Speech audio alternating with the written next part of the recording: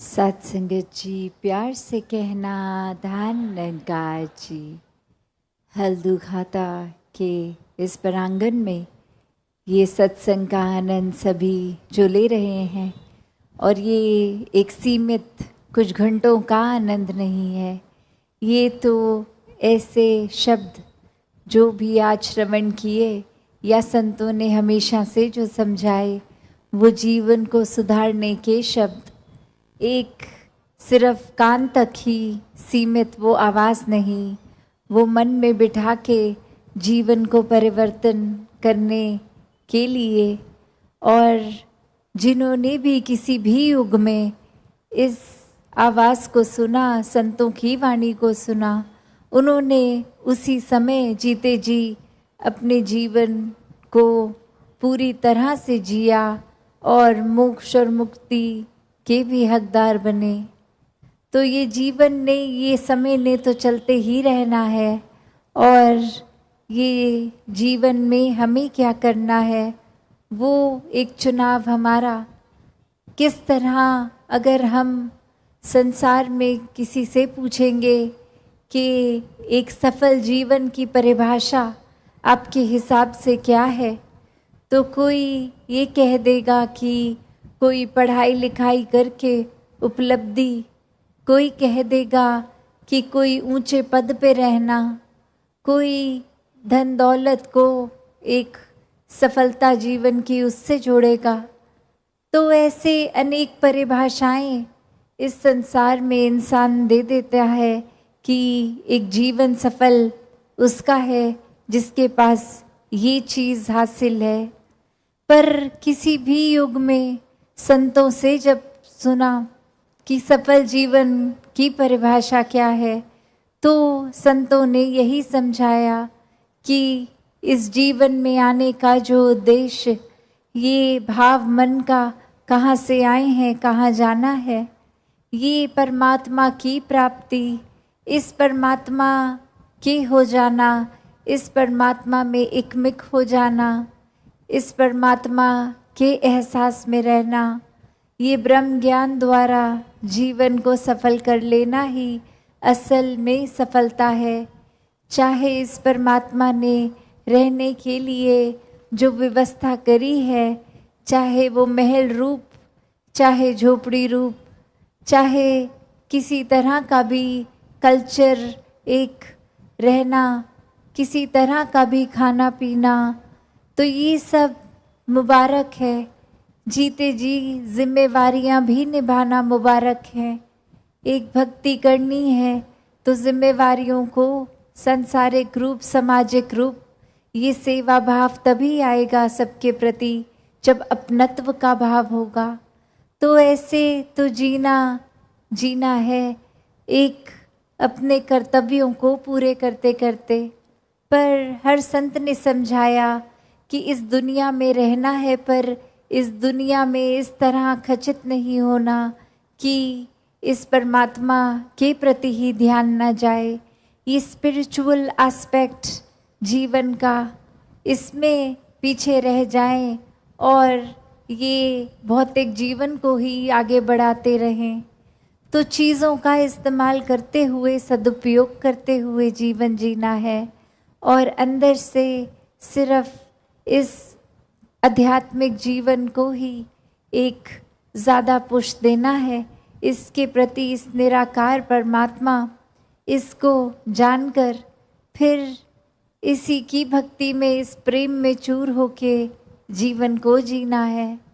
तो कैसे संतों ने जब समझाया कि सफल जीवन ये एक तब है जब आध्यात्मिक रूप से पूर्ण हो, एक महल माड़ियाँ, गाड़ी, उपलब्धियाँ, पढ़ाई लिखाई इत्यादि सब मुबारक है, पर वो तभी सही मायने में मुबारक है जब हर पल में इस परमात्मा को भी शामिल किया गया।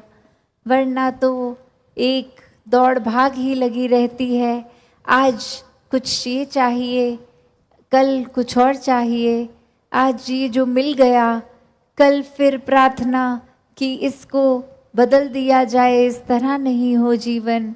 एक उपलब्धि है तो इतने सालों से उसी उपलब्धि पे हैं, कोई प्रमोशन नहीं हो रहा। एक उस तरह की इच्छाएं चाहे छोटी सी हो, वो एक बच्चे के अंदर भी हो सकती है और किसी वृद्ध के अंदर भी वो इच्छाओं ने तो अपना काम करते जाना है। तो यहाँ पे आध्यात्मिक रूप जब साथ होता है जीवन में तो समझ आता है कि इच्छाएं मन में आ रही हैं तो अगर पूरी हो रही हैं उसमें भी हमारी भलाई है, और अगर मन मुताबिक कुछ हो नहीं रहा, इस परमात्मा ने कुछ और चाहा है, तो भी एक इसमें भी भलाई है। तो कोई संकीर्णताओं में, कोई छोटी छोटी चीज़ों को पकड़ के भक्त नहीं बैठते। भक्त भी इस परमात्मा की तरह विशाल होते हैं, अपने मनों को विशाल कर लेते हैं कि ये जीवन में इस तरह छोटी बातों में उलझना नहीं है, ये नफ़रतों के कारण नहीं बनाने।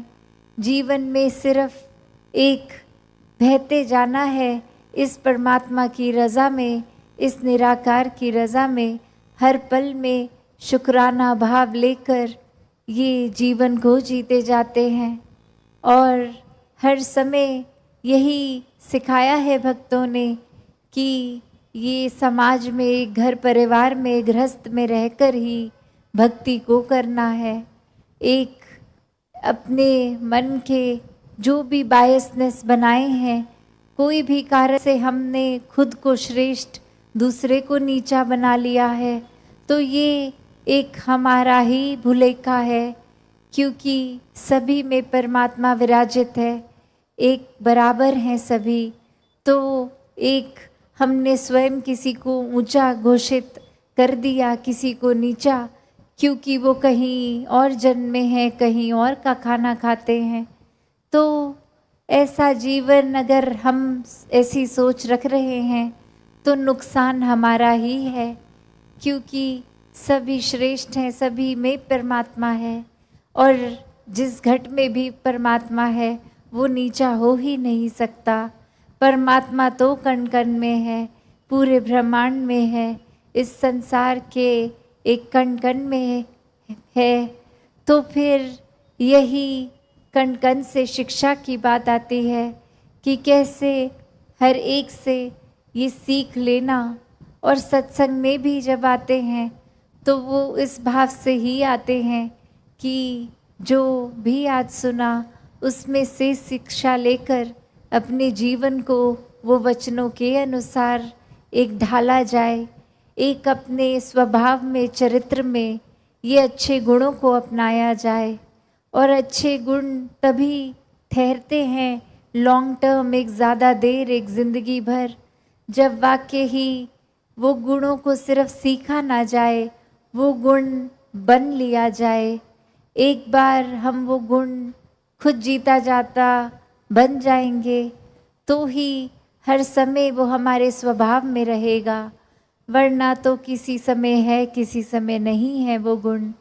तो मानवीय गुणों को हर समय अपने अंदर रखना है तो एक एक गुण को पहले स्वयं बनना होगा, और वो बना तभी जा सकता है जब ये गुण जहाँ से एक स्रोत से शुरू हुए हैं, उपज हुई है इस परमात्मा से अपने मन का नाता जोड़कर फिर वो गुण बन भी जाएंगे और प्रदर्शित भी होगा जीवन में। इस परमात्मा से ये मन का नाता जोड़ना बहुत ही ज़रूरी है। और कैसे फिर वो मन का नाता सिर्फ कुछ समय का नहीं, हर समय का। एक अस्थिर जो जीवन है, एक डगमग स्थितियां हैं, उसमें भी कैसे स्थिर रहना है।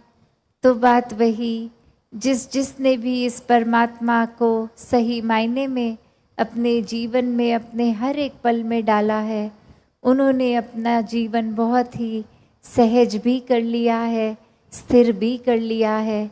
अब कोई भी परिस्थिति मन को डराती नहीं है।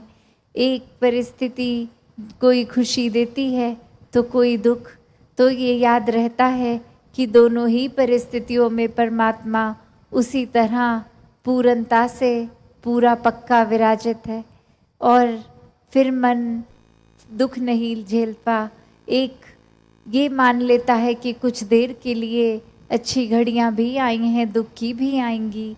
एक भागना नहीं है परिस्थितियों से, हर एक परिस्थिति में प्रभु परमात्मा का प्रसाद ही वो परिस्थिति है, उसको उस तरह ही जीना है। तो भक्तों ने एक भागने को जीवन के साथ लिंक नहीं किया, एक भाग लेने को किया है कि शामिल होना है, हर मौके में अपने जीवन को पूरी तरह से जीना है। और पूरी तरह से तभी जी पाएंगे जब ये परमात्मा भी उस पल में शामिल हो।